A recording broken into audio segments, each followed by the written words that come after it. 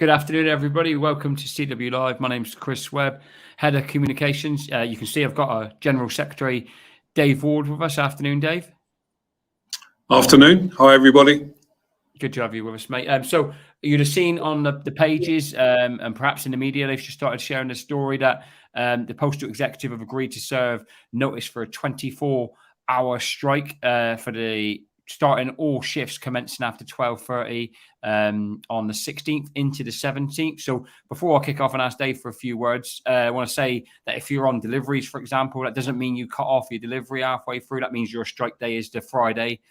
So it's shifts commencing after 12:30. So if you've started your shift, you'd finish, and you strike the next day, for example. All that stuff's going to be explained by the branches. The other main query we've seen coming up is why not longer, and easy for that one as well. The validity and the mandate for the first set of ballots ends on the 17th, so we can't take longer than the 24 hours action. We will be able to, though, once we deliver a huge yes vote in the national ballot, which closes, incidentally, on the 16th. So tomorrow, you're going to get a massive update from Dave Ward and Andy Fury covering the strike action, covering the negotiations with Royal Mail Group, and of course, crucially, covering the need to return a huge yes vote and turn it in the ballot. So 6 o'clock tomorrow, big update. Make sure everyone's there. But for now, Dave, we thought just for a couple of minutes or so, we'd ask you on just to set out, why the executive's taking this decision. And I think, call for people to support the action, support the ballot, and see us at 6 o'clock tomorrow. Over to you, buddy. Okay, so yeah, we've been over in talks with Royal Mail today. We've explained to the company at the end of today's talks that we're serving notice on strike action under our existing ballot. And as Chris said, we can only do that for one day anyway, and then we move into the second ballot. But the reasons that we've done it are directly as a result and a consequence of Royal Mail's actions again. We're trying everything possible here to reach an agreement with the company, and we actually stopped pulled back from serving notice under the existing ballot a couple of weeks back when the company and the CEO, Simon Thompson, sent the union a letter, published that letter on his workplace, where he absolutely committed to apply the terms of the IR framework in full on local revision activity that's taking place at the moment. We took that as ever in good faith. And we said on that basis, because what that means is that your reps at local level have the right to negotiate on all aspects of the revision proposals that Royal Mail are putting forward. And clearly the company have not adhered to that.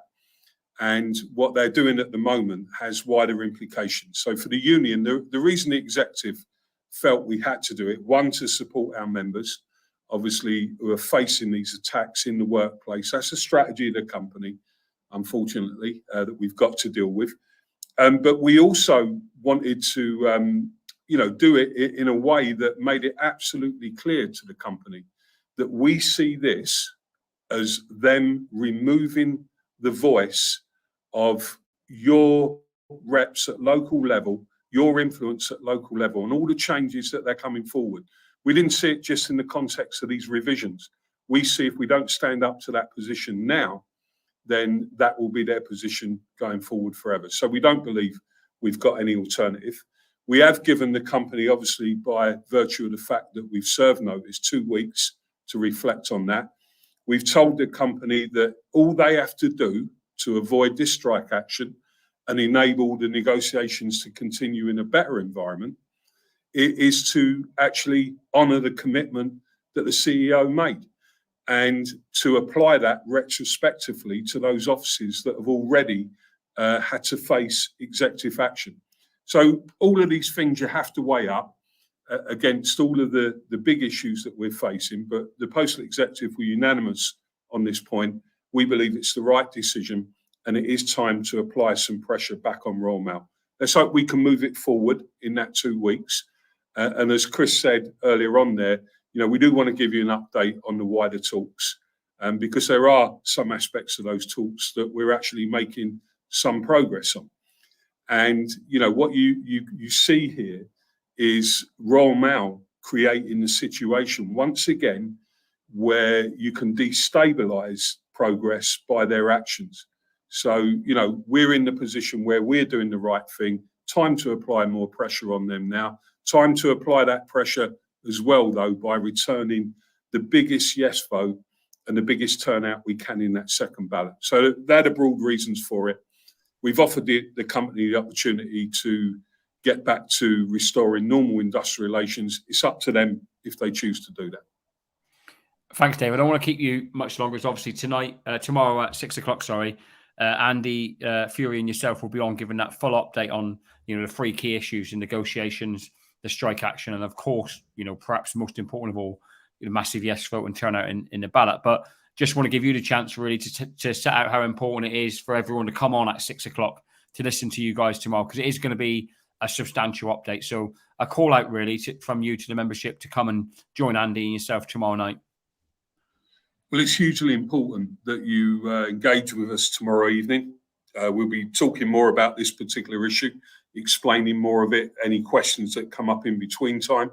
It's important that you signal to your managers that you're very supportive of this latest action if it comes to that. And it's important that you hear our view on where we are in talks tomorrow, because there are some interesting things that are developing in the talks. And we want to be able to say to you, you know, this is where we think we really are at the moment. And then, of course, why it's so important that you don't take, we don't take collectively our foot off the pedal in terms of making sure that we get that second ballot. That second ballot, and I think the reaction already that Royal Mail must be getting intelligence on from our members, is crucial to the outcome of this dispute. So all of those things, why we've taken this action, where we are in talks, and why we got to keep pressing the company on the turnout and everything, getting that maximised as much as we can. That's what we're going to discuss tomorrow. We'll be taking your questions. Good opportunity for us to take stock of where we are. So join us tomorrow. Really important. Those of you on now, make sure you tell your friends and colleagues at work to do likewise. So thanks very much. Thank you, Dave. Brilliant. So it's a good update from Dave. We're going to have the big update 6 o'clock tomorrow evening. Make sure you're doing a few things for us in tomorrow, speaking about backing the strike, speaking about getting the vote out. And obviously, again, today, we've also shared that the select committee is going to be on the 22nd. So we have that period now, which you put it together, of strike action on the 16th, 17th, ballot result on the 16th, select committee on the 22nd. Huge pressure on Royal Mail, of which you can play your part by voting yes and backing the strike action. We'll catch you all at 6 o'clock tomorrow evening. Thanks, everybody.